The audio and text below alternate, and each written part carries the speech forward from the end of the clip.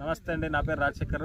United genetics company తరపు నుంచి ఈరోజు మనం ఇక్కడ యునైటెడ్ జెనెటిక్స్ కల్లంగడి కల్కి 18 హార్వెస్ట్ చేస్తున్నారండి. ఈరోజు మనం ఈ ఫీల్డ్లో ఉన్నాము. మనము ముందు నుంచి ఈ ప్లాట్ అబ్జర్వేషన్లో పెట్టినాము. చెట్టు రకంగా అయితే రోగాలు తక్కువ అండి.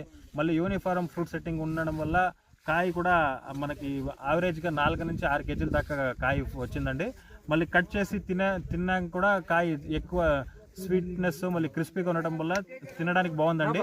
అలాగే లాంగ్ ట్రాన్స్పోర్టేషన్కి మంచిగా సూట్ అవుతుంది, ఎందుకంటే కాయ కొంచెం గట్టి ఉండడం వల్ల లాంగ్ ట్రాన్స్పోర్టేషన్కి సూట్ అవుతుందని మన ఏ వెండర్స్ ఉన్నారు కదా వాళ్ళ అభిప్రాయం అండి. ఈ కల్కి 18 అనే తల్లి వెరైటీ మీరు కూడా పెట్టి దిగుబడి ఎక్కువ వస్తుంది.